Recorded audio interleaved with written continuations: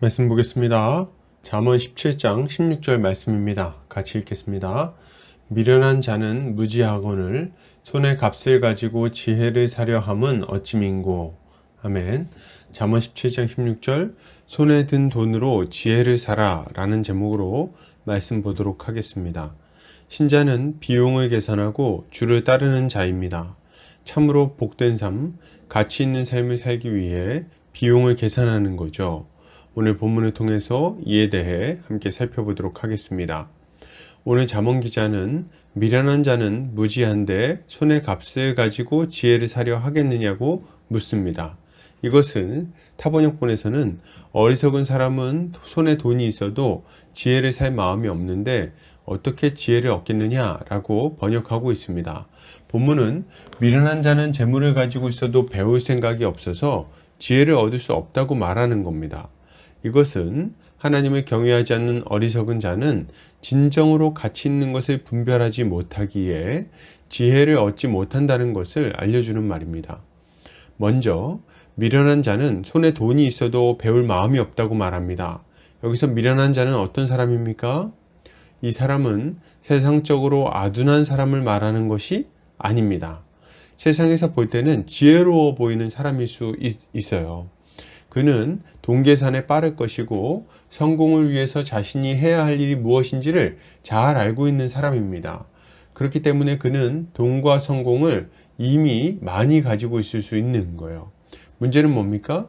그럼에도 불구하고 그에 대한 평가가 신랄하다는 겁니다. 그는 지혜를 얻지 못한 자라고 평가받습니다.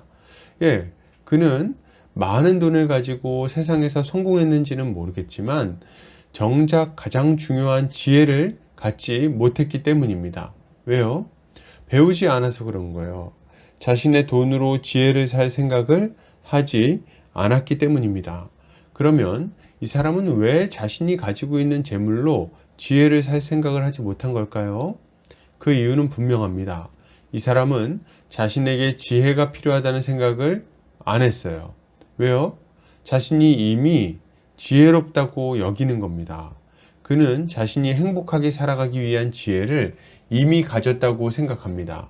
심지어는 다른 사람들보다 더 많이 가졌다고 생각하죠. 자신은 정치, 경제, 사회, 문화, 교육 등등 다양한 분야에서 탁월한 식견을 가지고 있다고 자부합니다. 그리고 이러한 지식이 자신의 삶을 풍요롭게 만들고 행복하게 만든다고 생각하는 거예요. 그렇죠. 이것은 일정 부분 맞는 말일 겁니다. 그는 높은 학식과 교양을 가지고 세상에서 인정받는 삶을 살고 있을 수 있습니다. 그렇기에 세상 지혜에 있어서는 그에게 부족함이 없다고 볼 수 있는 거예요. 문제는 뭡니까? 그가 세상 지혜에 있어서는 부족함이 없을 수 있겠지만 하나님을 아는 지식에 있어서는 너무나도 빈곤하다는 것입니다. 그는 하나님을 알지 못합니다. 인간의 유한함을 알지 못해요. 그는 자신에게 기다리고 있는 하나님의 심판이 얼마나 무서운 것인지를 알지 못합니다. 자신의 죄인됨과 그 죄인됨에서 건져낼 수 있는 유일하신 구원자를 모릅니다. 그리고 그 구원자를 통해서 얻어질 새 생명이 얼마나 충만하고 복된 것인지를 모르는 거예요. 그는 정작 우리 인생의 가장 중요한 것들에 대해서는 아무것도 모르고 있는 겁니다. 그는 천천히 삶아지고 있는 개구리에 불과합니다. 자신이 좁은 냄비 속에서 행복할 수 있는 모든 것을 알고 있다고 자부합니다. 그러나 그의 인생은 복되지 않아요. 왜요? 곧 삶아질 것이기 때문입니다. 그렇기에 이 사람은 어리석은 자라고 할 수 있는 거겠죠. 그렇다면 여러분, 이것을 아는 신자는 이 땅에서 어떠한 삶을 살아가야 할까요? 우리는 값을 주고 지혜를 사는 삶을 살아야 합니다. 우리가 사야 할 지혜는 무엇입니까? 하나님을 아는 지식이에요. 하나님을 경외하는 마음입니다. 우리는 이것을 얻어야 돼요. 어떻게 이런 것을 값을 주고 살 수 있습니까? 먼저 우리는 우리의 시간과 물질을 투자해서 하나님의 뜻을 배워야 됩니다. 그리고 그분의 뜻에 순종하여 이웃을 사랑하는 삶을 살아야 되겠어요. 교회를 세우고 이웃을 섬겨야 됩니다. 이렇게 할 때 우리는 우리의 삶 속에서 일하시는 전능하신 하나님에 대해 배울 수 있는 거죠. 여러분, 우리는 이것을 위해서 값을 지불해야 됩니다. 비용을 계산해야 돼요. 시간을 쓰고 물질을 써야 됩니다. 하나님의 일을 뒤로 미뤄두지 않아야 돼요. 돈을 좀 벌고 하나님을 잘 믿겠다고요? 좋은 시절을 좀 즐긴 다음에, 그 다음에 하나님을 믿겠다고요? 그렇게 말하지 않아야 되겠어요. 우리는 값을 지불하고 지혜를 사야 되는 겁니다. 다른 곳에 마음을 빼앗겨서 지혜를 살 기회를 놓친다면 우리는 하나님 앞에서 어리석은 자로 드러나게 될 것입니다.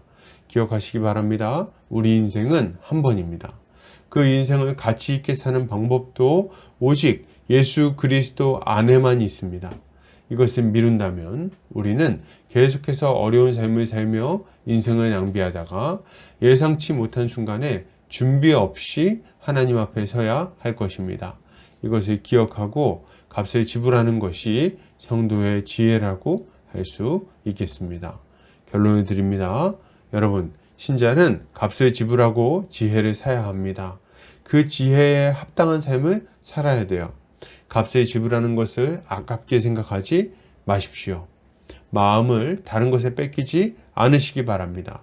가장 가치 있는 것이 지혜임을 알고 그것을 얻어야 할 것입니다.